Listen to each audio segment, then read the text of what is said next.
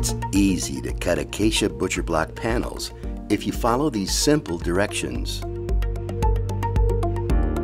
All Interbuild panels come shrink wrapped to prevent loss of moisture, to protect the finish, and to minimize warpage. Make sure to remove the shrink wrap prior to fabrication. Every acacia panel comes with a label indicating the upside of each panel. On the reverse side are detailed finishing and installation instructions. Before getting started, measure and mark the cut line location with a T-square. Here, we're going to use a Festool track saw to size the counter to the specifics of our design. It's important that we have a clean and chip-free cut for mating the surfaces.